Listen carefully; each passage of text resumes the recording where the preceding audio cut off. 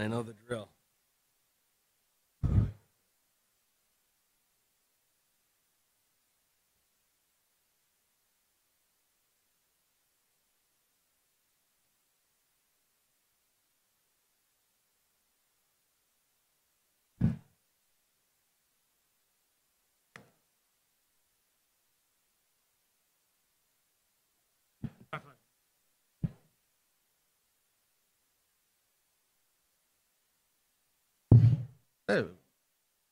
So thanks very much, everybody.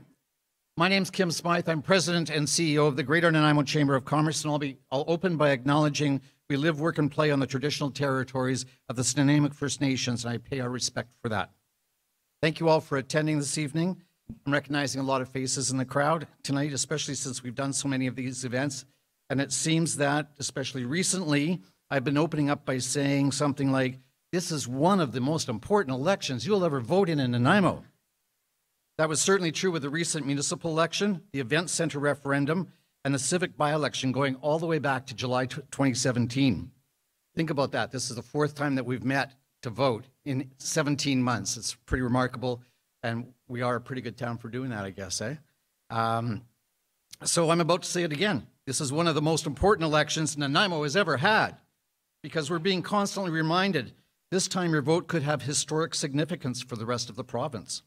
The media outside of Nanaimo especially has turned up the heat on the importance of this election, not just to Nanaimo, but to the whole province because of the potential political drama that could follow. But as a citizen of Nanaimo, the most important thing is supporting one of these 6 candidates here who are willing to commit their time, their energy, and their community service to you, the voters of Nanaimo. And whoever wins, it will lead up a good piece of their life for the next few years. As a nonpartisan organization, thank you. As a nonpartisan organization, our job is to help you vote smart by educating you about these 6 candidates, the parties they represent, so that you can vote for whom you think will best serve Nanaimo and let the rest of the province figure the rest of it out. Tonight, our 6 candidates will provide opening statements that engage in a question and answer moderated debate with Dominic Abassi of Nanaimo News Now, and then each candidate will offer closing statements. Our timekeepers tonight are David Hatchman and Sebastian Barkovic. Thanks for volunteering, both of you guys. Thank you for the rest of our volunteers tonight. And Mr. Hatchman, would you come over and explain the timing to the audience? Thank you very much. Thank you, Kim. It's always a pleasure working with you and the Chamber. I enjoy it very much. But enough about me. Let's talk about the clock. Each candidate will have 2 minutes to do their opening remarks. I will have 30 seconds to back away from. You all hear me? Okay. All candidates will have 45 seconds to answer the questions put to them, 30 seconds for any rebuttals they may have, and 1 minute for their closing remarks. In all instances, we will warn when they have 15 seconds left in their allotted time with an orange flag. When the candidate's time is up, they will see a red flag. If they are still talking after the flag, they've clearly missed their visual cue, and we would like you to make it interactive and provide them with an audio cue so we can move forward to the next part of the debate. That's it. Kim? Thank you. Thank you for leaving my notes there, David. Appreciate that a lot. Questions for the Q&A period were submitted to the Chamber in advance and were also being accepted by our scrutineer, Merv Unger, down here. On hand this evening, Merv is with NanaimoNet.com, a longtime journalist in our community and now providing a local alternate online news source. If you have a question and you haven't put it into the big bin outside, one of our runners in the room will make sure you have paper and pen and turn that question over to you. So if you've got a question, raise your hand. We have volunteers from Vancouver Island Real Estate Board who will come over to you, bring you a piece of note paper and a pen, and you can get the question in, and that will be brought to the front, and we will vet that and get it up to the candidates. So we have quite a large room in here tonight, a little bit larger than we were expecting, actually. It shows that everybody is incredibly interested in this, this election and this campaign. We are live streaming as well to viewers at home. Allen Felker of VIT is here again tonight to perform that service. And if you're wishing to let anybody at home know how to watch this via live streaming, log on to the Chamber of Commerce Facebook page, and instructions are right there at the top of the page. I'd like to also thank Vancouver Island Vancouver Island University for helping out with the costs for this evening by sponsoring the event, along with Vancouver Island Real Estate Board, and our media sponsors, Nanaimo News Bulletin and NanaimoNet.com. So now please help me in welcoming our moderator, Mr. Dominic Abassi.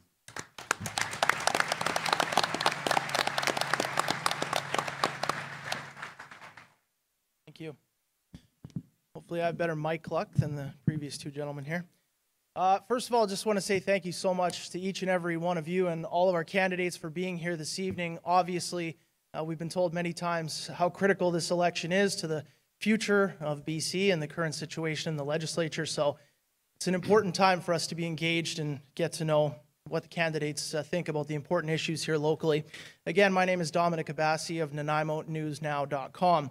We've briefed the candidates already on how things are going to play out, and you've been made aware as well. We will have 2-minute opening statements. We'll head down the stage alphabetically. The closing statements will go the other way.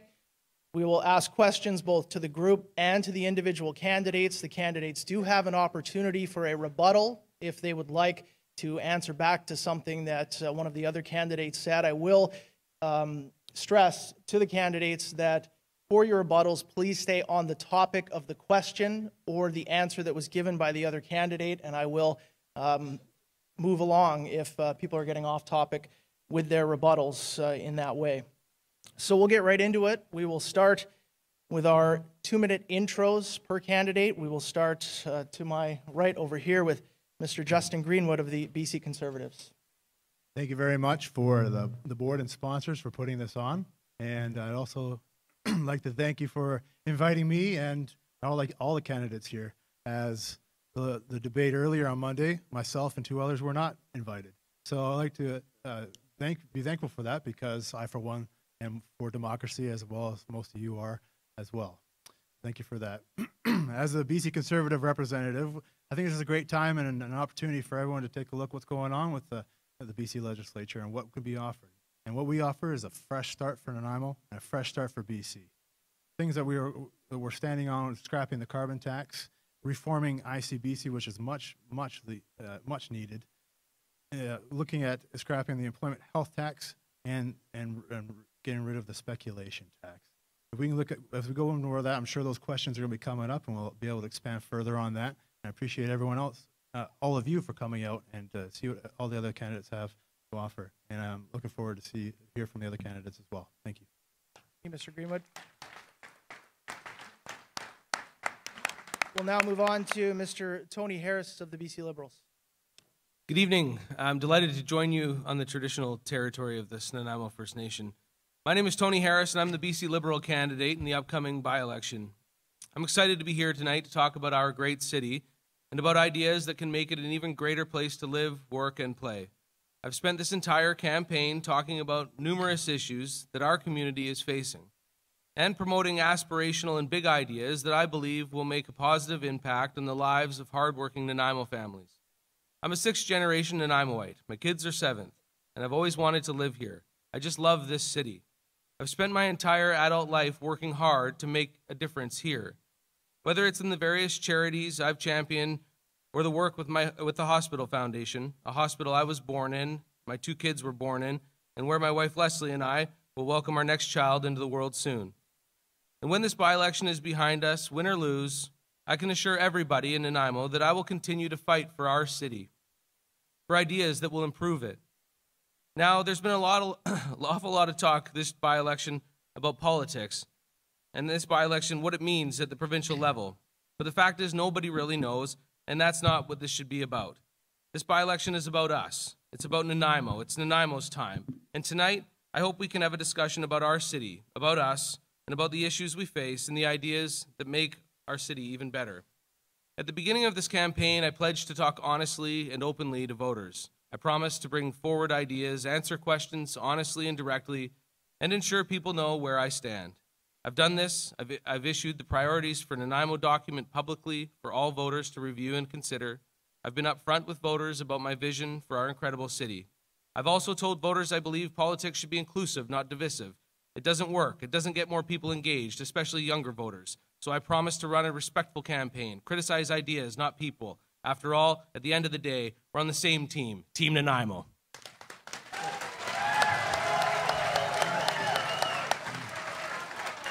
Thank you.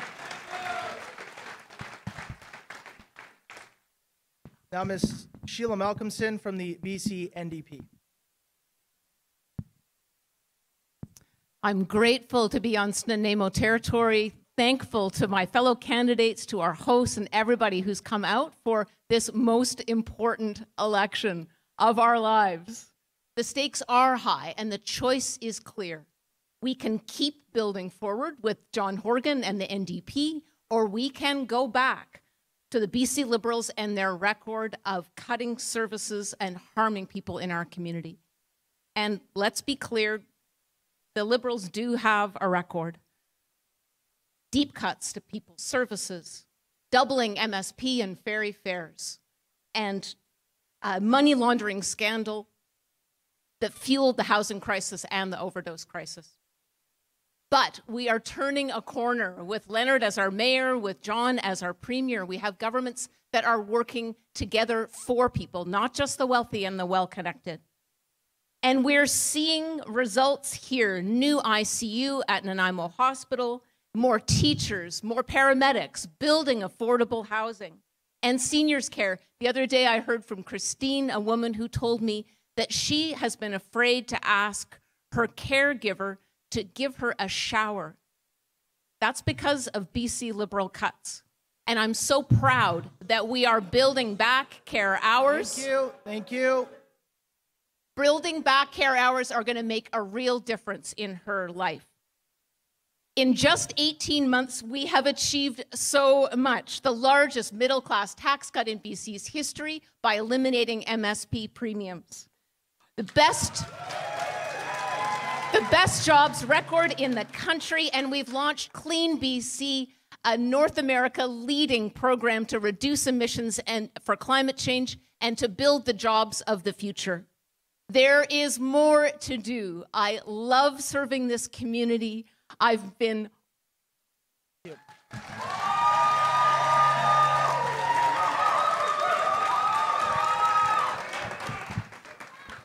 I'd just like to remind the crowd, please, to keep your comments and your cheering or jeering during responses to a minimum. Please have respect for the candidates and for the others in attendance and those watching online, please. Thank you.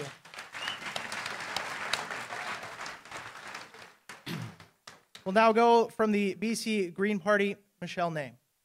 I too would like to thank, I too would like to acknowledge that we're on the territory of the Nanaimo people. We have much to be thankful for. Aishka. I'd also like to thank each and every one of you for attending this evening and being informed and making a well-informed decision for this voting, this very important election to come up. I was born and raised with deep roots here in Nanaimo, and I've been an educator for 32 years in public service.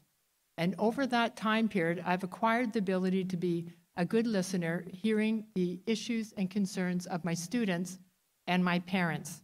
I have worked collaboratively on committees and task force addressing problems and arriving and implementing solutions for the betterment of my school communities that I've worked in. I believe in the notion that anything is possible when people are supported and empowered. Nanaimo has been neglected for decades. We have a housing crisis, transportation is lagged, and we have medical care is desperately needed here. In this election is an incredibly important opportunity for Nanaimo to finally, absolutely finally get our voice heard here. And I can provide a true voice, a strong voice, with stability and accountability.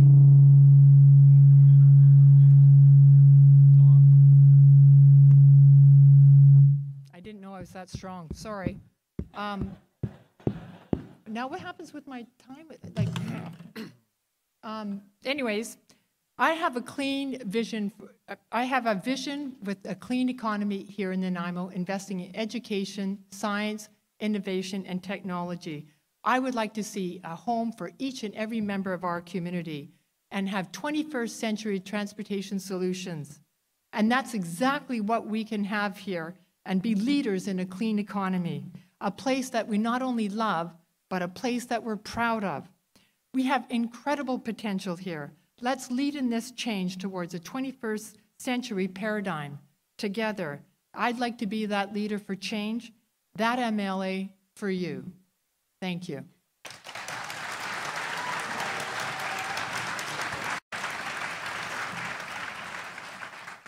Next up, from the VanIsle Province Party, Robin Richardson.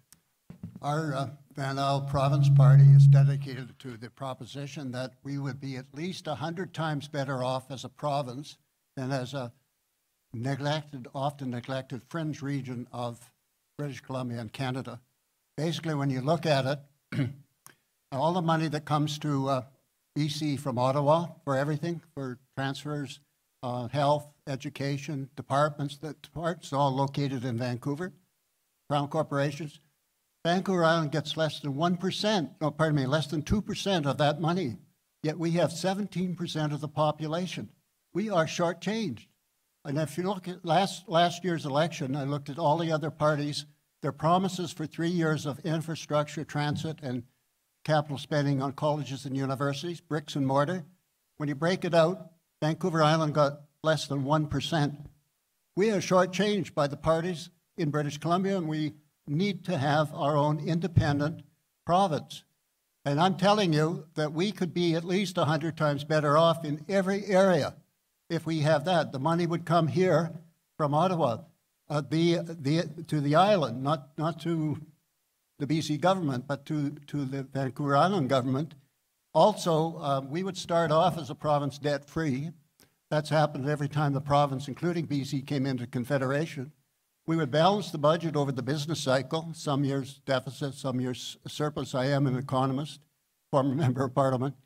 We would have lower taxes, both for business and so we'd be very, very competitive. And so there's just so many things. Go to our website. I do urge you to vote for me because we can make a difference. Thank you.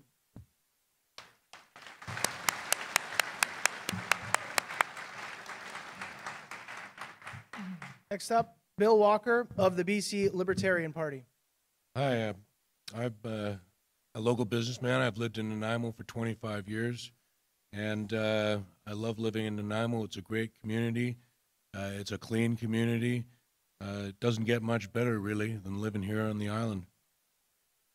Are you tired of successive governments that seem to do nothing but invent ways to control your life, tell you what you can and can't do, what you can and can't say, even what you can and can't think? Are you tired of government taking a larger and larger cut of your hard-earned money without offering even a satisfactory level of service in exchange?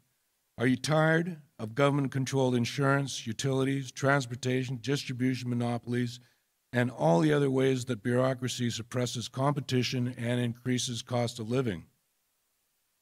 The BC Libertarian Party has a platform underpinned by the core principles of individual liberty, freedom, self-expression, and peace.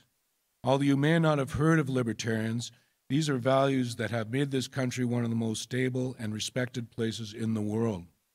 These values were instilled early in our country's development. Unfortunately, these principles have been gradually eroded over the last several decades because as a society, we have been convinced by our political leadership and bureaucrats that they know better how to manage our finances, protect our resources, and even raise our children. A libertarian government in BC will take everyday decision-making authority away from politicians and bureaucrats and return it to where it belongs, the citizens of Nanaimo and the citizens of this great province. Thank you.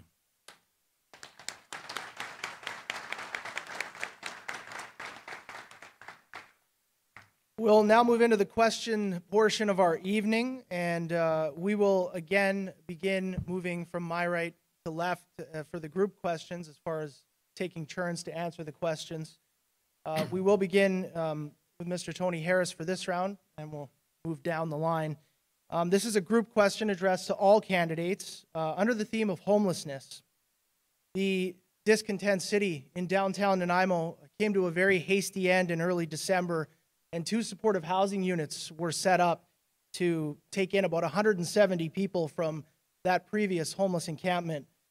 The province, the city have all said that this is a temporary and quick, if not hasty, solution to the problem to put an end to discontent city. But there are still yet to be permanent solutions put in place. What made in Nanaimo solutions to homelessness and specifically to housing this large bulk of people will you lobby for if given a chance to be in government? And we'll start with Mr. Harris of the BC Liberals. Thanks. I think this is an important issue for everybody in Nanaimo, and although we've had supportive housing come to Nanaimo over the last decade, we obviously need more. And what we need is local solutions, as you've asked for.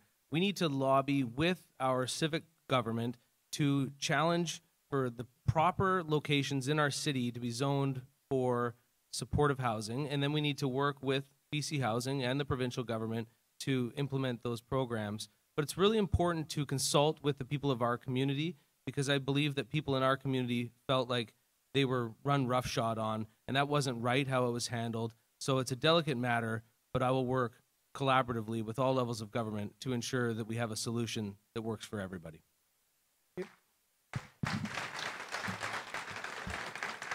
Ms. Malcolmson? Now, the homelessness crisis was 16 years in the making, and the repair job to move Tent City to modular housing was done on an emergency basis, but I really regret that it has had impacts on the neighboring communities and really wearing out the frontline groups that have been asked to take the burden. We've got a new council that's going to make some of those zoning choices, but in the meantime, our commitment as the NDP is to build 121 new affordable housing developments in the city. Those are already all zoned, and they're with community organizations. And we need to be talking right now, and as I have been with the housing minister, about how we can take the pressure off those modular housing sites right now, maybe split them up, get more wraparound services to take the pressure off neighbors.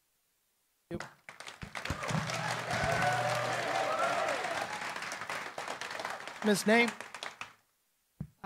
So what we need to do is look at the root of the problem. Obviously, we need more housing for these people on the streets. There's still 200 people that are still out on the streets and in the bushes living.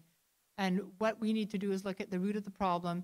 We've had 16 years of cuts in education and healthcare, and those children who have deep-rooted social, emotional, physical issues and traumas have been not addressed and supported as they move through the education system. And what we need to do is reinstate those funds to support those people so that they can be contributing members of our community and workforce. Mr. Richardson? We're advocating, if I'm your MLA, I'll demand in the budget in February that we have a guaranteed annual income here as a pilot project in Nanaimo.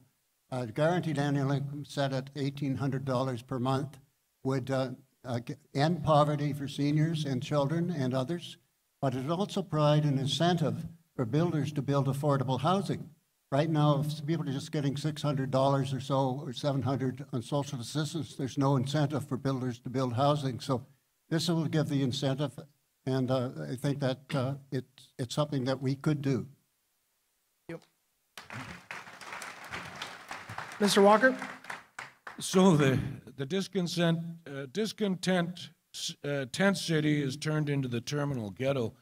I rather suspect that place is going to be there for a long time. It's causing a lot of problems for the neighbors there.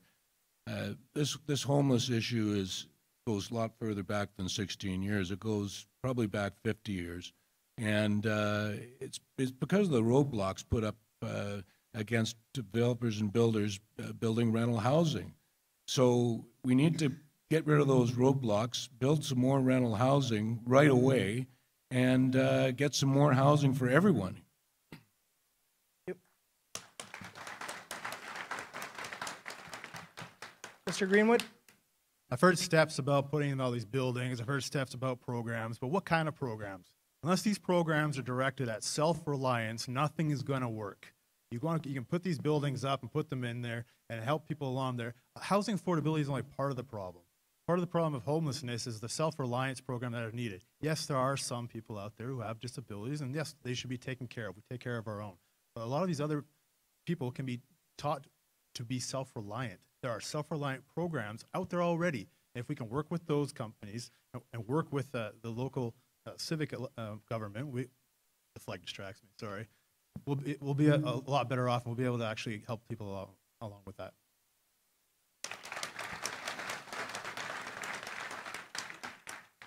Move on to our next question. Again, this is a group question addressed to the full group. And we'll run down the line. We'll begin with Ms. Malcolmson. A lot of people, when the Labio and terminal housing sites were installed, felt as though they were not consulted and that the government came in, chose the sites before anyone had a chance to comment on them, that the projects were already happening. It was too late. Speak to some specific steps that you would take to make neighbors feel more comfortable about accepting these supportive housing units into their communities and into their neighborhoods.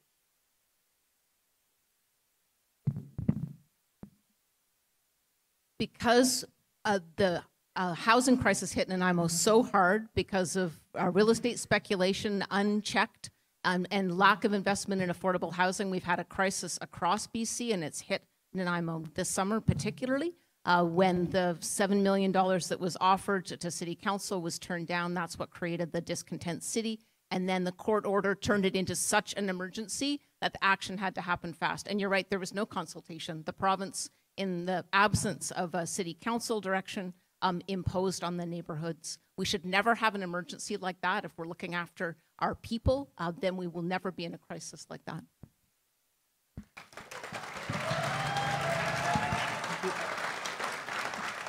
Ms. Ney. As we move forward, what we need to have is consultation with the stakeholders and the residents. And the second thing that we need to do is ensure that they are properly monitored as they transition through their addictions and mental health issues that they have. And the third thing that we need to do is make sure that we have adequate supports in place 24 hours a day. And the number one thing that we should be looking at is safety for these people as well as the residents in the surrounding area. Mr. Richardson. Okay.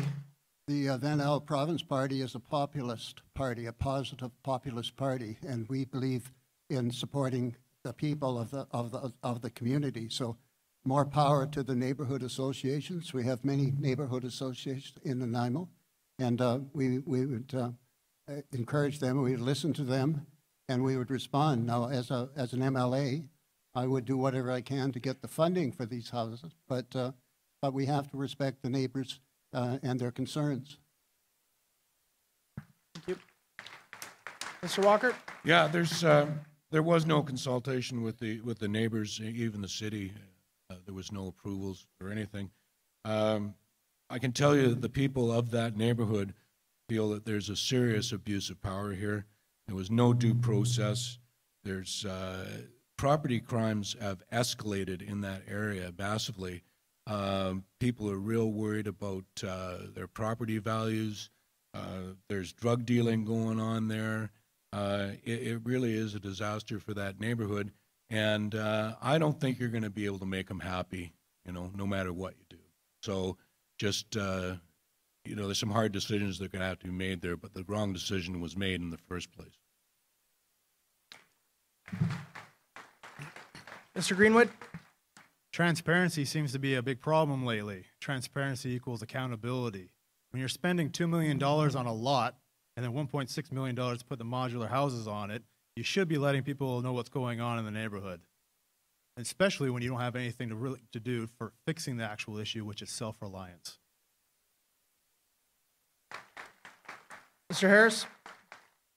I've spent a lot of time speaking with people in the Newcastle neighborhood and people in the Labio neighborhood, businesses, stakeholders, families that take their kids to Bevan Park. And I think everybody, what I get a sense of is that they're empathetic, but they want some direction. They want strength in policing. They want to know that they can feel safe in their neighborhoods.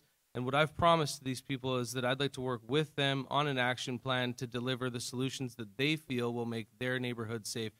With respect to Bevan Park, I think we need more sweeps. With needles, we need to demonstrate to the community what's happening so that people do feel safer taking their kids to the park and walking through those parks at night.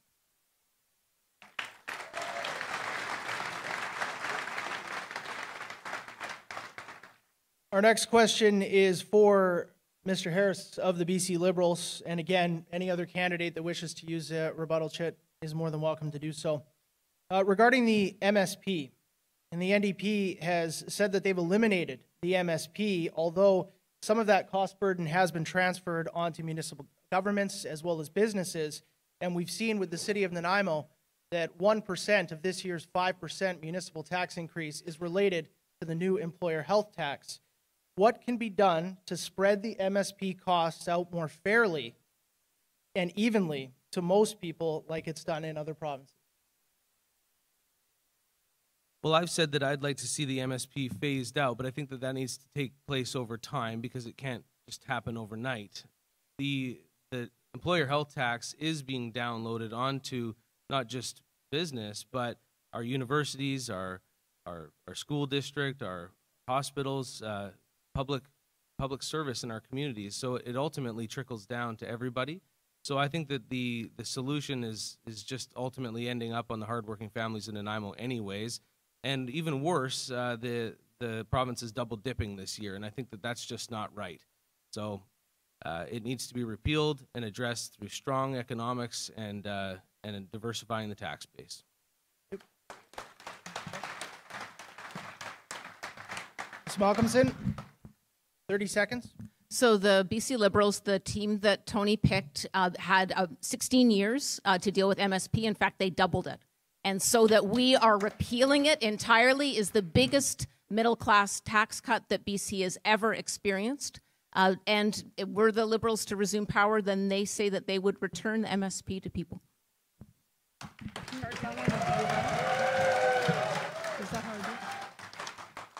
Ms. Ney wishes to rebut as well, 30 seconds. First of all, I'd just like to say that I am delighted and supportive of the low and fixed income people having this opportunity to have this service provided. However, as a Green, what we would like to see is a more progressive model that is based on income and reduce to a small degree the amount that is deducted for businesses and employers. Thank you. Mr. Greenwood wishes to speak to that as well, 30 seconds. I'd like to address the NDP's comment. They did not get rid of the MSP. They just changed it, a different name. They put it on to companies. They put it on to cities. And they're being double dipped this year in the terms of millions of dollars. This was the wrong direction and the wrong focus for fixing the MSP. Mr. Walker would also like to talk, 30 seconds. Yeah, if the MSP is the biggest tax cut that they've ever done, it's pretty half-assed.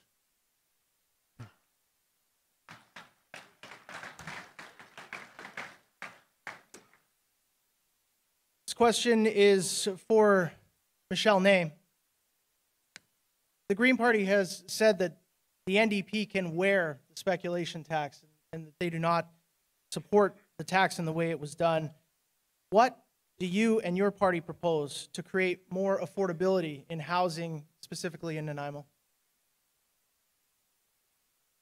To provide the supports that we need in housing, for one thing, we need to ban foreign and capital. That's one thing. A second thing I'd like to see is closing the Bear Trust loophole, which would be holding another way of reducing the housing prices from increasing, and the government also providing rental availability for the middle income and continue to provide the housing for the low marginal people that are on the streets at this time.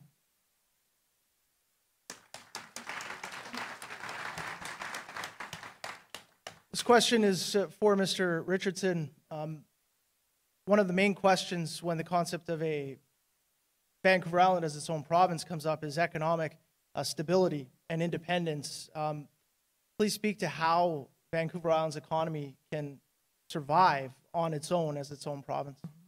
Well, as I mentioned earlier, we'd start out debt-free and lower taxes, but we have a very, very strong proposal. We have lots and lots of opportunity for job growth in all sectors. So, of course, I agree with the green, clean technologies, but others as well. And Nanaimo's got tremendous potential, and it's not being realized. So I think that we could do that. We would have, I'd say, incentives for students at the university to stay here and pursue their careers, and free tuition as well.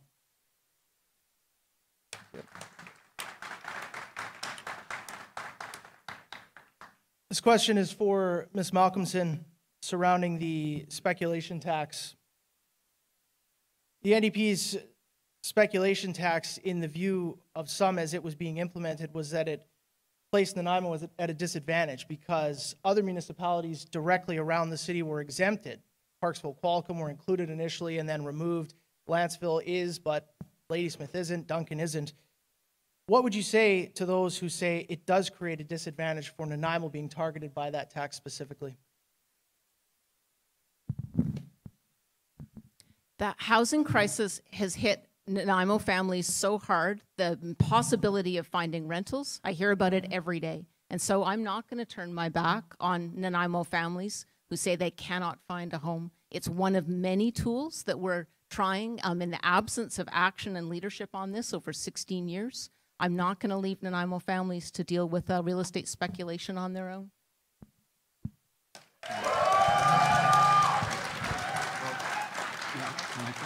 Mr. Richardson would like to speak to that. 30 seconds. I'm sorry. The speculation tax is poorly designed.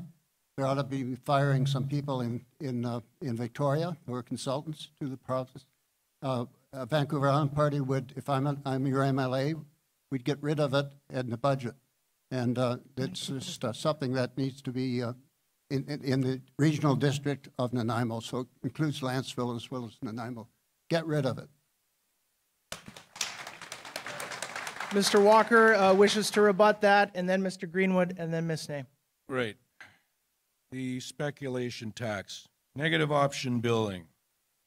You're guilty until you prove yourself innocent. It's invasive, it's oppressive, and it's authoritarian. And, you know, really, if I want to leave my house vacant, that's my business. It's not the government's business.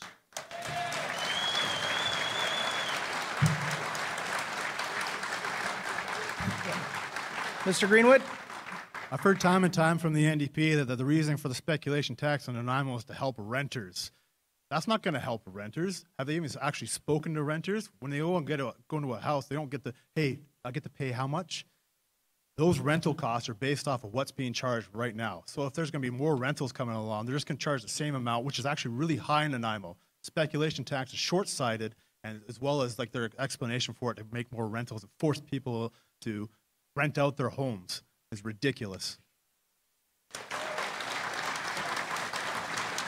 Ms. Ney? Its delivery is clumsy, and it's impacting all British Columbians. And to tell you the truth, I don't even think it's really addressing the speculation in terms of the prices rising rather. And what I'd like to see is this tax being passed over to the municipalities for them to distribute and collect the levies and create the exemptions that they see fit, and then decide how they want the revenues invested in housing in their communities. Thank you.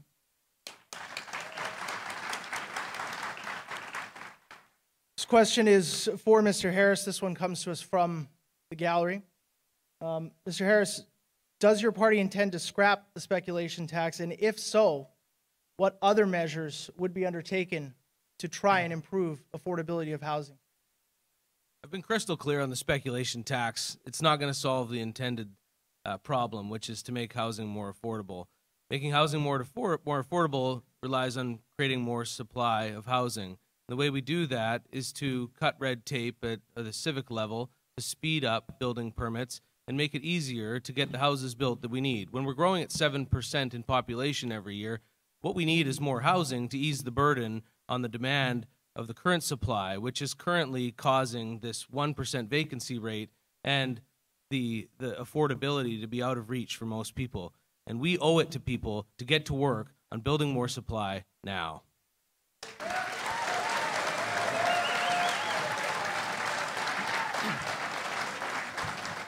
Mr. Greenwood wishes to speak to that. 30 seconds. I would agree that it's also about supply. I would agree with not being the speculation tax as well. However, there are some other things that need to be addressed, such as the money laundering that was happening in BC casinos and the real estate over in Vancouver. That caused a lot of this. There was a blind eye to that, and that was not good. That's what caused a lot of this. Thank you. Sorry, obviously there's a lot of flags going on. What am I doing? Yeah, Okay. take another 10 seconds, please.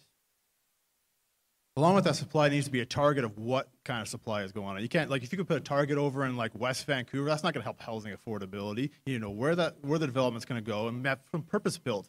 Here's the weird thing. Thank you. Thanks.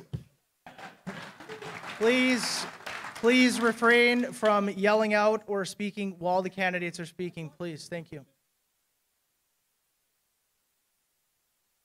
How am I not on subject? Yes, sir. This question is for the group, and we will begin with Ms. Ney.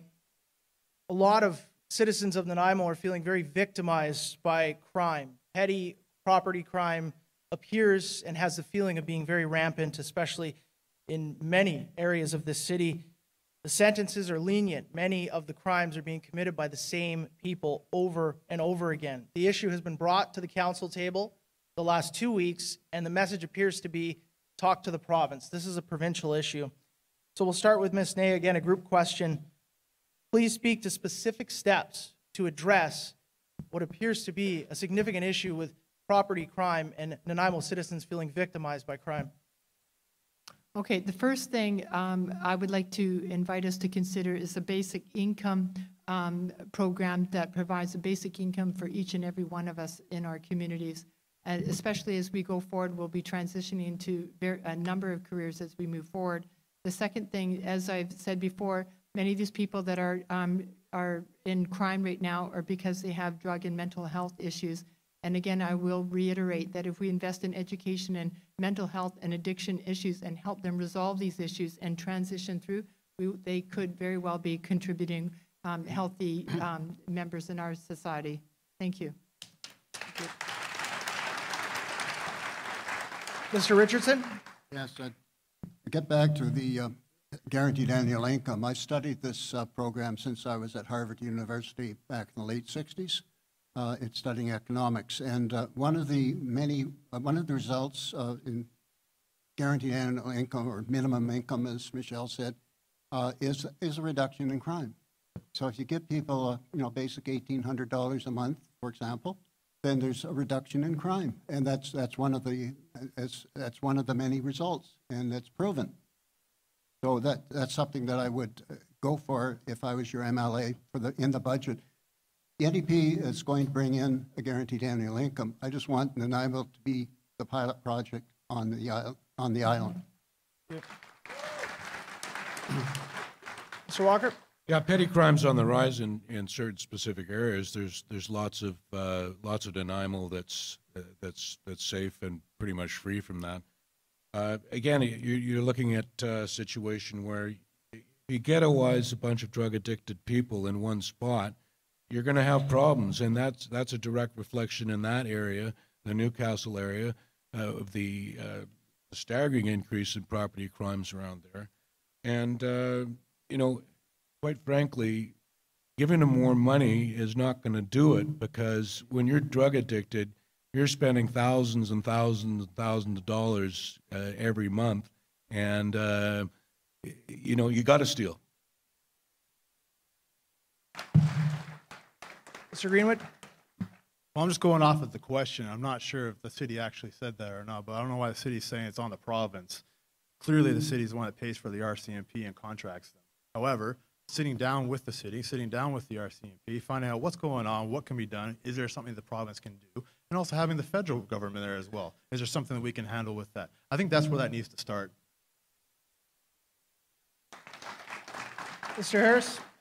It's a very complex issue, and we need more policing, and I'm pleased with council's decision to hire 15 more police officers for our neighborhoods to provide the support that we need in our communities, but also we need to reach out to people and identify people with mental wellness problems and addiction problems and provide them with the programs that they need. We can't be leaving people behind And obviously, when people are feeling like they have to do something, they'll resort to any measure. So we need to have a strong police presence, but we also need to be empathetic to the situation and reach out and help these people.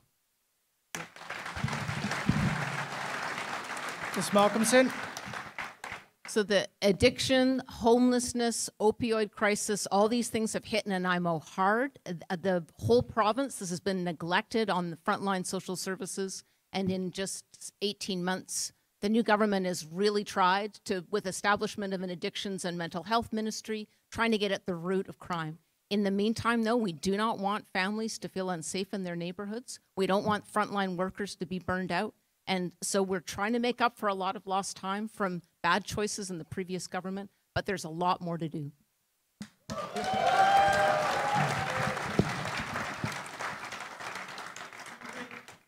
This is another, we have lots of questions from the gallery. Yeah. This is a question from the gallery. It is directed to Ms. Ney. Oh, sorry. Yeah, absolutely. Mr. Harris wishes to rebut. My apologies, Tony.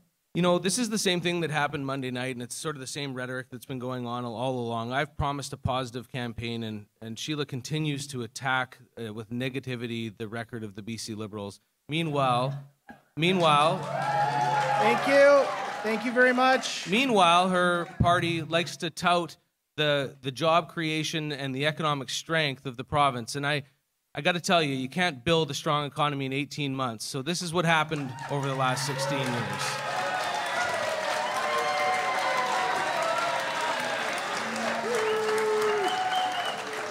Question from the gallery. This is for Ms. Ney.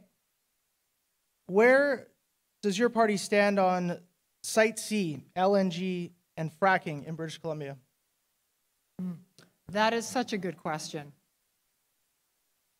So if you did your research and you looked at the enormous costs that are put into the Site C and the LNG, your mouth would drop. What I'm inviting us to consider is to not invest in any new fossil fuel investments and use those funds that we're using and transition into a clean energy industry where we can create far more jobs, generate far more revenue for our economy, and reduce our carbon footprint here in British Columbia, which is the responsible thing that we need to do for our next generation, or our children's generation, rather.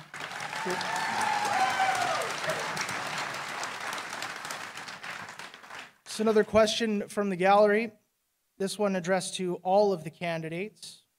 And we will begin with Mr. Richardson and work our way down to Mr. Walker and then back to the other end. How do each of the candidates plan on actively serving our community, keeping in touch with the citizens and taxpayers? I'm asking this as I've emailed each one of you and not heard a single response. Thank you. Yeah. Well, as with any MLA, I'd have an office and a staff to help. I'd be here. We do own a house in Victoria, but we own property here up in Westwood Lake. We've been there for 7 years, so I would, be spending a lot of time as your MLA here in Nanaimo, and I'm open to anybody coming and talking to me, and right now, open to new ideas for a new party and your support, so I need your support to do this, but I would be very open to everyone. Walker? I usually return my emails. Anyway, yeah, if elected, I'm sure that the government would provide me with the necessary resources to hire people that would be in a position to respond actively to all of your concerns. And furthermore, I live in Nanaimo, so I would be here and available for your consultation. Mr. Greenwood? I too answer emails, so I apologize if I didn't see one. I apologize to whoever sent that. Serving the community would be part of the MLA job. When you're sitting in the house, that's where you're sitting. When you're not, you're in the town, and the office is open to anybody who wants to come in and talk, and to be out there in the community and find out what's going on and hear the concerns, or maybe meet and get a good handshake and get a pat on the back if you've done something well. But most likely, I'll probably be hearing a lot of concerns. So I'll be there for anyone who wants to come and talk. Mr. Harris? I probably take a very similar approach to the one that I've taken during this campaign, where for the last 3 months I've worked every single day in the community, meeting people here, listening to their issues and their concerns and areas of opportunity for our community, responding to them and working proactively, collaboratively with them to serve you, which is what my job would be. And I would come up with more ideas, like the one for a tertiary hospital where we have cancer care and where we can give people stints in their hearts so they don't need to go to Victoria or St. Paul's for these things. I would offer ideas like improving our university or bringing an improved port where we can bring more good-paying jobs to our community and solve the issues that are really happening in Nanaimo on the ground today. Thank you. Ms. Malcolmson? All of our strength in representation all comes from the advice we get from community organizations and from community members, and that's been the whole way that I've operated in the time that I was Islands Trust Council Chair and the last 3 years as Member of Parliament. I've been proud to talk about community successes, to talk about the innovations that come out of Vancouver Island University, out of island businesses, out of Nanaimo companies that are reducing greenhouse gas emissions and creating jobs while doing it. That's absolutely what informs everything I do. And I've been honored to bring your voices into Parliament, and I would be honored to carry them into the legislature. Thank you. Ms. Ney? I am running to represent Nanaimo as your MLA, not to be a politician. That is not who I am. I care deeply about this community. I care deeply about the people, and I care deeply about the environment that surrounds our beautiful city. And as an educator, I have an incredibly strong listening ability to hear the constituents. And what I am inviting you to vote me to be is your voice. And what I need is to hear your issues and your concerns so that I can do my job well. Thank you. Thank you. This question is from the gallery, and it is for Mr. Greenwood. A week ago, the Nanaimo Ladysmith Federal Conservatives issued a statement stating that the BC Conservatives only had the potential to split the vote and that Tony Harris was the candidate to support to defeat the NDP. How do you feel about that statement, and what is your answer to that? That was the Nanaimo Ladysmith Conservative EDA? The Federal Conservatives. The Federal Conservative. As far as I know, the Conservative Party of Canada have already spoken with that president. He's already been reprimanded, and he retracted the statement on their Facebook page. Obviously, he's a BC Liberal supporter, and felt, and as he said in his retraction, that he spoke for his own and not of the party. And that's just part of the game of what we're doing right now. I don't know what else we want to speak to on that. Mr. Harris, 30 seconds. With all due respect, I think that the support that I'm receiving from the community is because I will be a strong representative for Nanaimo in Victoria. And I'd like to acknowledge also that Mr. Greenwood's actually from Vancouver. He lives in Vancouver, and people want a representative from Nanaimo for Nanaimo to work on Nanaimo's needs, and I'm a strong voice, and I will represent you to do that. I'll allow Mr. Greenwood to rebut to that. I guess Mr. Harris's stance on not getting personal is out the window. I'm actually currently living in Langley, but I'm from the island. I was born in Victoria, but lived on the Saanich Peninsula. My family's here in Nanaimo. I'm staying at my brother's house, 5 minutes down the road. I've already made it publicly clear in any article I've had that I'll move to Nanaimo if elected. And that, if you have a problem with that, then obviously that's an elitist issue you have. Then that's one we have going on in Victoria right now, this whole elitism and entitlement. Thank you. It's a question from the gallery addressed to Ms. Malcolmson. On what issues do you believe you can work together with the BC Liberals? Are there any specific areas where your ideological agendas converge?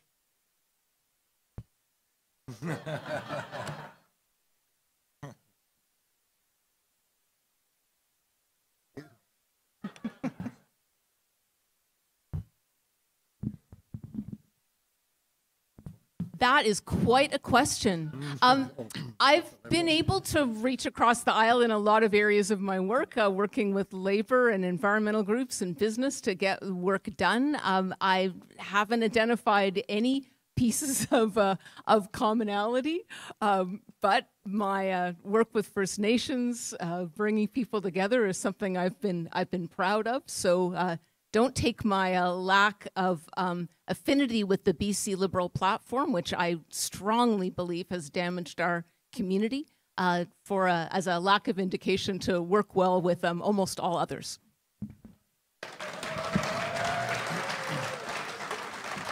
Dom?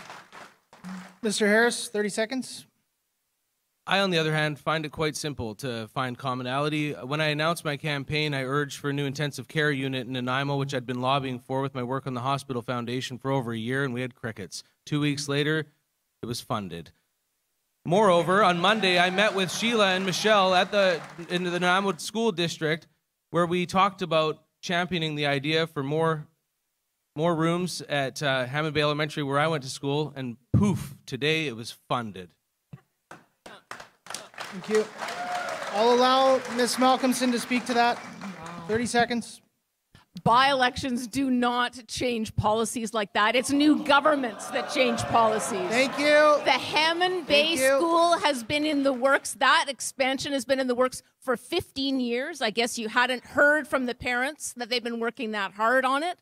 And the BC NDP has been working on it since March. That's when the school district developed their plan. Same with the ICU. Your party had the opportunity to fix it in 2013 and refused to.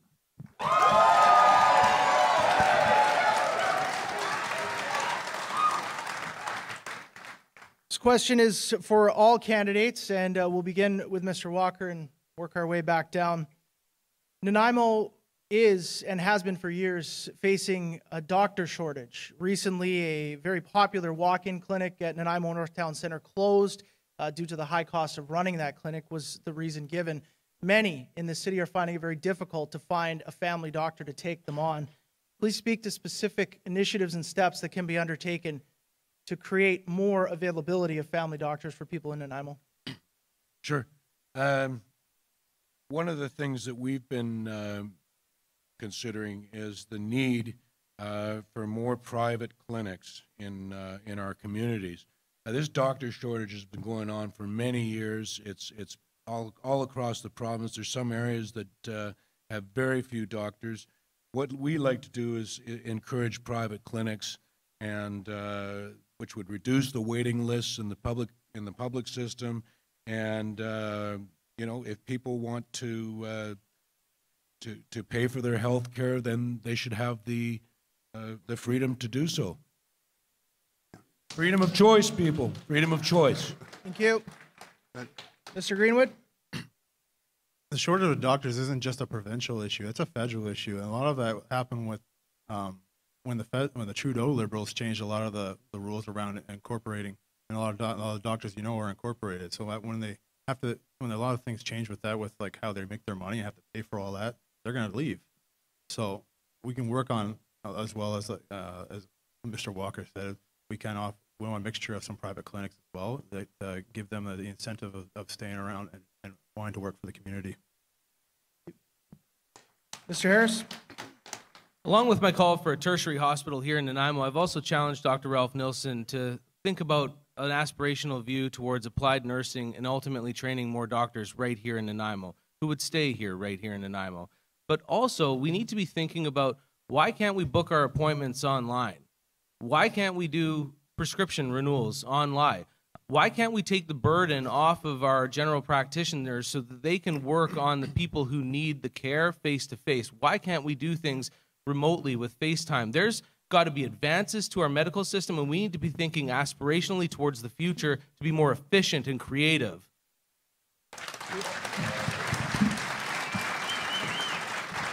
Ms. Malcolmson?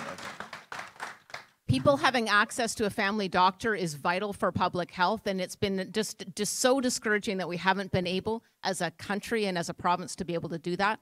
The team that Tony chose promised that they would get a family doctor for everyone. They abandoned that program 3 years later, and people were even worse off. Even more people were without doctors. I'm so proud that we've been able, just a couple of weeks ago, to announce opening by the end of March an urgent primary care center. That's going to provide people access to doctors, nurse practitioners, mental health workers, and give them that wraparound service that takes the pressure off emergency rooms and gets them access to regular, friendly care.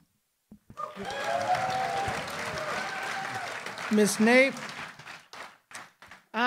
Well, we have big concern here in British Columbia because we are getting more seniors moving out to British Columbia as they are discovering we live in the most beautiful part of our country. The other concern I have is that there's approximately 20% of the people in our community that don't have a doctor, which is incredibly surprising. I'd like to invite us to consider a community care model where we distribute many of the services that a doctor would provide into the other healthcare services that we have in the community, so the doctors can do what they only can do, which is deal with their patients.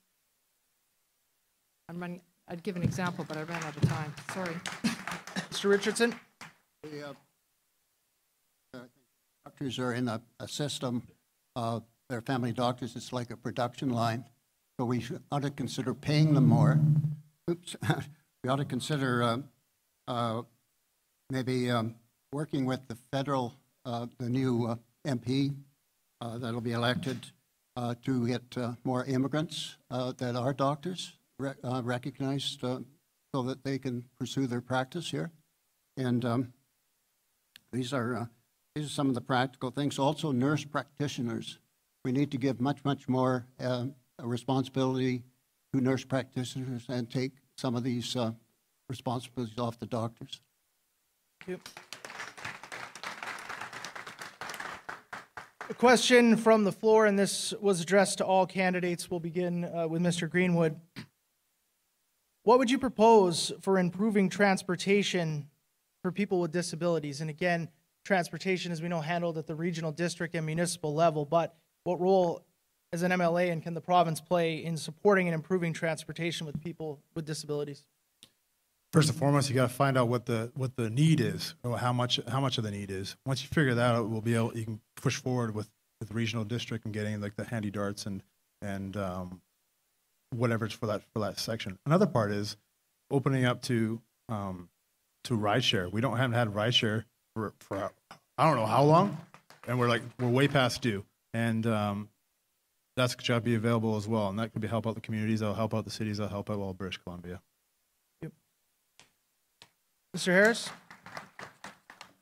I think there's a need for more transit options in Nanaimo, not just more availability on the routes that we have, but expanded routes to connect more people in our community. Nanaimo's a dislocated town in a lot of ways, and we need to make sure we connect those people. Ride sharing is absolutely something that needs to come to the table quickly. We need Lyft, we need Uber, and that would allow more people flexibility that's affordable, on demand, on time to move people around our community, within our community. And also, we should be championing the fast ferry, which everybody seems to be on board with, which would allow interconnectivity to Vancouver so that we don't have to bring cars and have the long transit out to Horseshoe Bay or Tsawwassen. Ms. Malcolmson? People with disabilities seeking better transportation options were harmed absolutely by the mean-spirited cut by the previous government to remove the bus pass for people with disabilities on transit. It was a shame, and it's been restored. It's been restored, and I was talking to Crystal this week, who said, I'm now able to live in Nanaimo because of the restoration of the bus pass and also the $100 a month more that she gets added to disability. It's about time that we restored some just common decency to the people that are having extra hard work living life with disabilities, and that's just one more example of how much more we have to do as a new government. Thank you. Ms. Ney? Yeah, our public transportation system is, I would give it like an F probably if I was a teacher. But what we really need is to look at the services and the needs of our communities so that we can address them, and linking our ferries, our seaports, our airports, our services and schools more efficiently, and so they are more reliable and convenient for people to be using, especially the disabled. And as we move forward looking at smart city concepts in terms of how we create the infrastructure of our city so we can walk and use our bike more often, which of course creates pathways for the disabled as well. Thank you. Mr. Richardson? The problem with Handy Dart as it is now, you have to book in advance. And it should be, as in Vancouver, you could just get on. You have a special pass in Vancouver, which we should adopt here, where you could just get on a Handy Dart. You don't have to book in advance. So that's the thing. Also, our party is for a light rail transit system for the Central Island as well as South. And that would solve a lot of our problems. It's more of a medium-term solution, but it's the right way to go, a light rail transit connecting all of the communities up here on the island. Mr. Walker? Yeah, we need to get on with the ride-sharing program. The Liberals had years to bring that in, drop the ball. The NDP is vacillating on it right now. This is something that should be done immediately. This is a model that's working elsewhere, all over the world. There's millions of drivers, there's millions of people using the system. You know, they say that ICBC needs time to study it. You know, if ICBC was a real insurance company, they'd know right now. They don't need, you know, really. So it's time to get going on this. Taxis are really expensive in Nanaimo, and you know, our public transit is empty a lot of the time. So where do you go with that? You.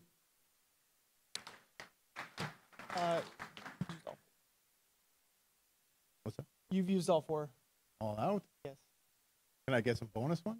I'm afraid not, sorry. All right. I've heard several candidates mention the fast ferry throughout the campaign and also tonight, the concept of a passenger ferry connecting downtown Vancouver and downtown Nanaimo. And we'll address this to the entire group, and we'll begin with Mr. Harris. It's a private venture, and it's currently being worked out between a private entity and municipal governments, the Port of Vancouver, and local First Nations. So what role specifically, is it funding, is it approvals, what role specifically does the province and a local MLA play in getting that service happening to make it a reality, which hasn't come to fruition for many, many years? First of all, we need strong advocacy that can work with all levels of government, civic, provincial, and federal. The thing that's holding back the current proposal from Island Ferries is funding, and it's provincial and federal funding that would be required. BC Ferries has been challenged to deliver a fast foot passenger ferry, and they've said that it would compete with their service and conflict with their mandate. But I feel strongly that Vancouver Islanders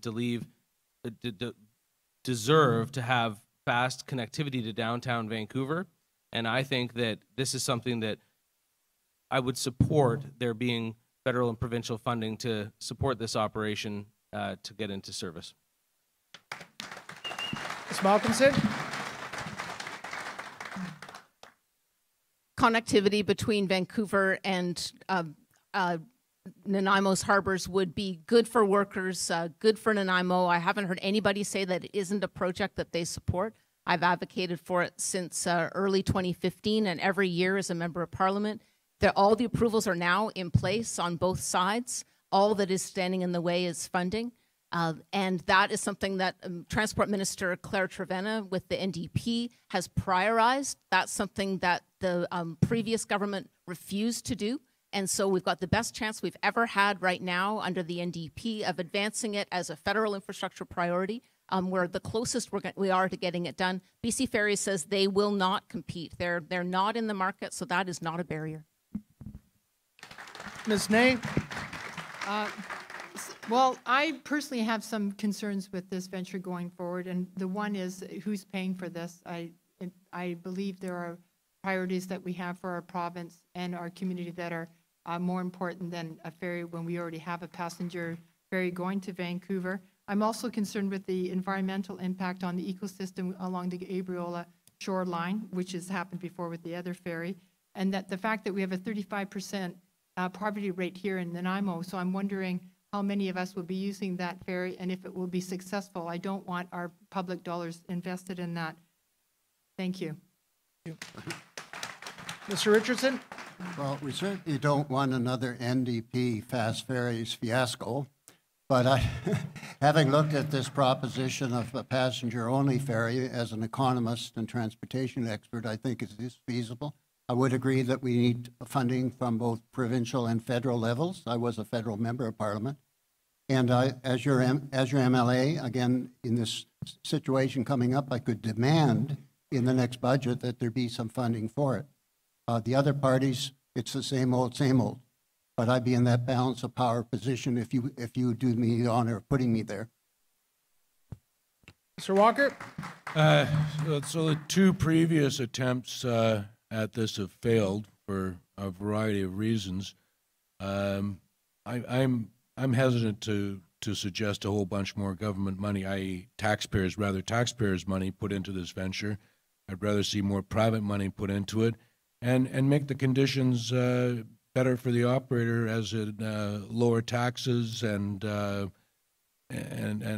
better access to the ports on either side.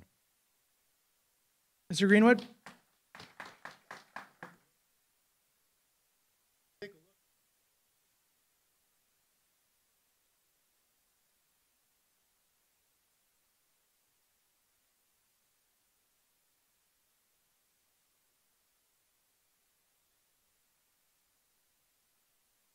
For Nanaimo to Vancouver. Thank you for the mic.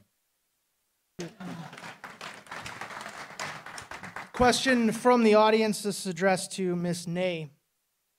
Our ancient old-growth trees are being cut at the fastest rate ever. Steep slope logging is happening in sensitive areas. What is your stand on BC forest practices, and what would you do to stop the depletion of our giant trees? First of all, keeping our whole growth forest is of most importance. That is the priority for sure. And what I'd like to see is review and revise our forestry management practices and have the logs that are being shipped overseas brought back into British Columbia where they can be milled, generating value-added revenue, plus approximately 3,600 jobs just from that initiative alone. Okay, thank you.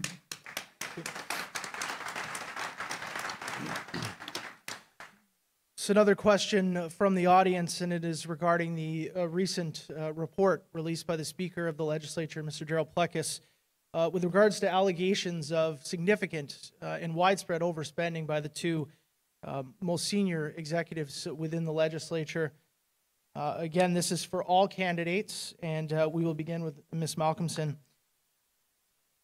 What is your overall view on the allegations that have been made and the report and the partisan politics that have spun out of that? And please speak to specific steps that you want to see in place to hopefully avoid any scenarios like this in the future. So every day we are learning more about the culture of entitlement with the BC Liberals. Another example where we cannot go back.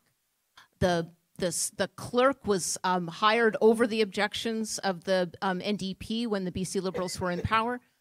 We now find that the Auditor General has released reports on this that were not acted on by the previous government. So between the clerk's office and the dirty money laundering scandal, people are talking with disgust and shock about the revelations. It demands that the BC Liberals come clean about what they knew and reveal what's at the root of this. We can't go back. Thank you. Ms. Ney? Oh, me? Yep. I found this appalling of what we have seen happen here in Victoria. This isn't public funds. This is people's hard-working money that is taxed, that we are giving to the government, that we have given trust in.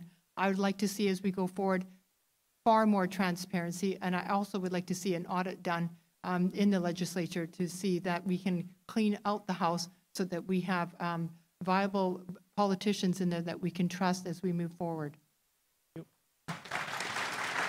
Mr. Richardson?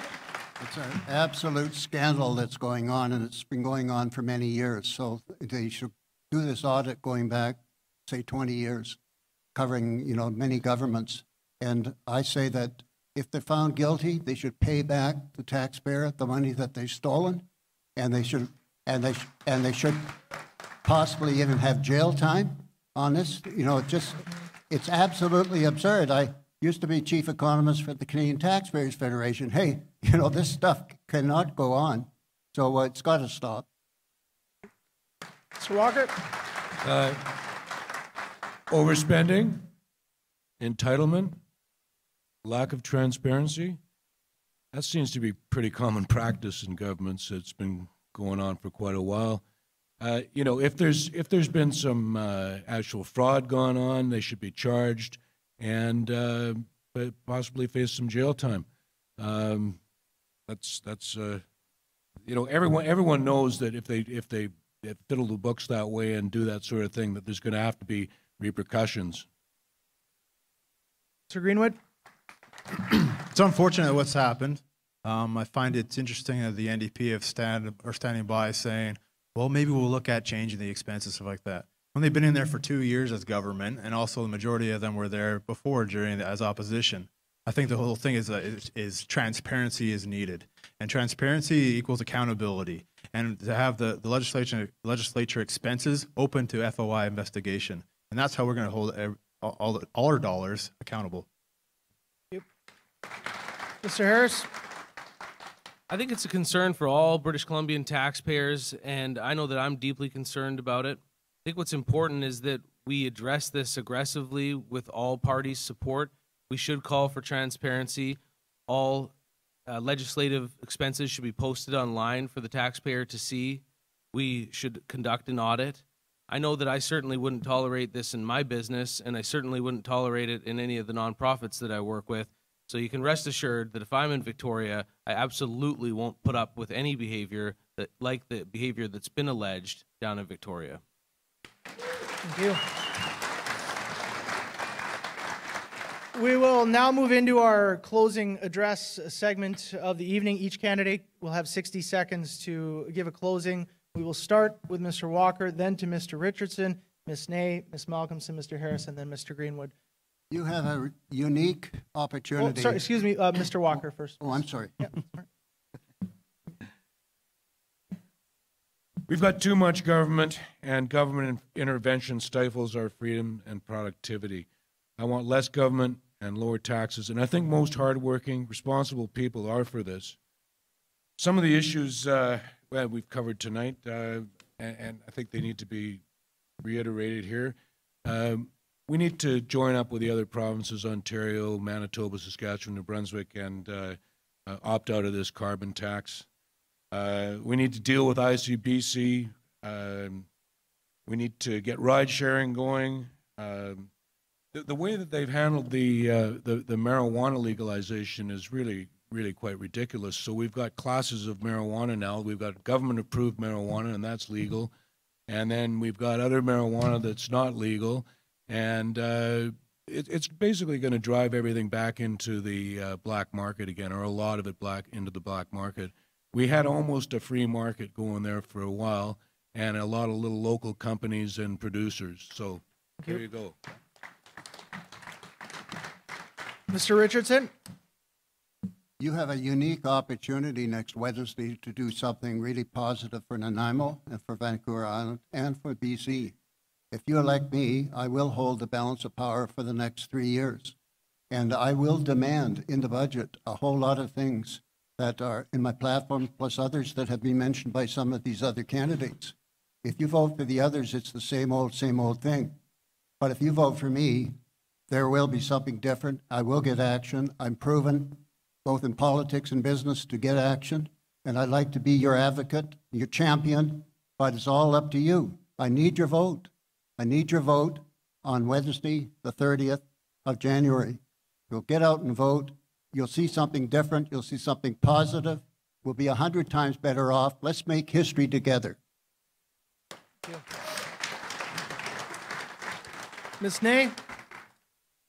We could be leaders in a clean economy by investing in science, innovation, and technology. We could rebuild our downtown core with small and mid-sized businesses, creating a thriving community with affordable housing and 21st century transportation solutions. My father taught me the importance of the economy, and how it influences a thriving community. We are in a pivotal time here right now, and finally, our voice can be heard. And only I can bring a strong voice, a true voice. I will not be a backbencher. And only I, a BC Green, can offer stability and accountability and be your voice for change. I invite you to be a part of that future by voting for me, Michele Ney, on Election Day, January 30th. Thank you.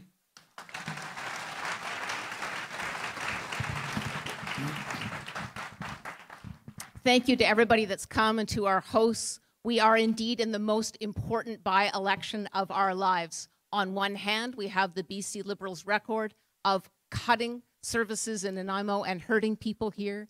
The ICU is the perfect example. 2013, the previous government could have invested in the ICU, refused to act. On the other hand, we have a government that just in a year and a half has been able to achieve so much for this community. More paramedics, more teachers, more affordable housing. So let's not go backwards. Let's not cancel MSP fees. Let's make sure we take measures to keep housing affordable. Let's make sure we build schools and hire teachers for our kids. Let's make sure we deliver on climate action. Let's keep moving forward. Let's work together and to build a better Nanaimo.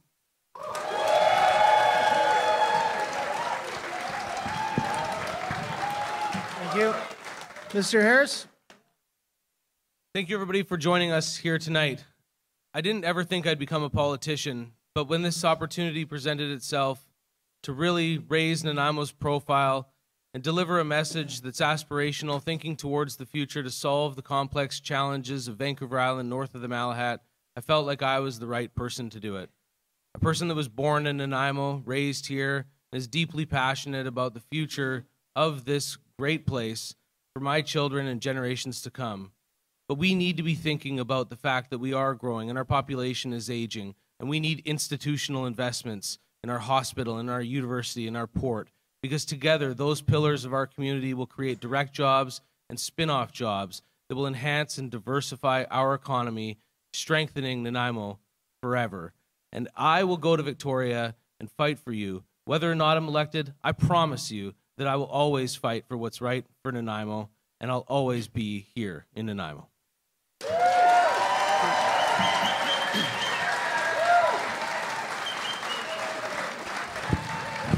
Mr. Greenwood? I'd like to thank everyone for coming out today and listening to what everyone had to present. I'd like to talk about the past few decades and what that's resulted in. What that's resulted in is higher prices at the pump, higher prices for heating your home, higher costs of your food. Scrapping the carbon tax will bring instant relief to the gas pumps, instant relief on your utility bills, and lower food costs. Reforming ICBC will lower your premiums and give a more affordable car insurance for you as well. We can bring that to you, and we are yesterday's, today's, and tomorrow's BC Conservatives, and I am a Justin you can trust in.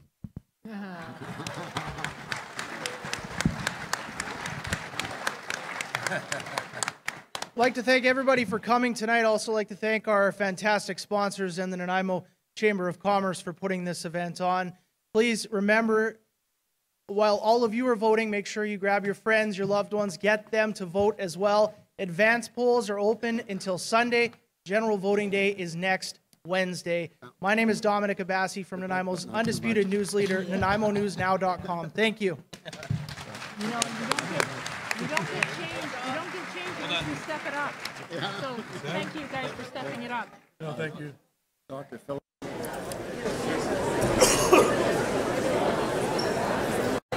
Well, you're clapping for it. That's right.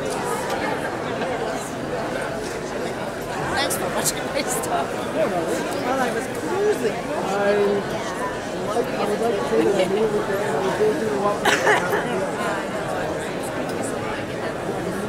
I'll talk to you secretly.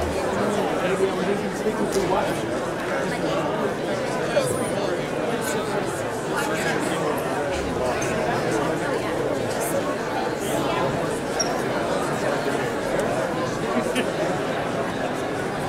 Yeah, but that's a long ways.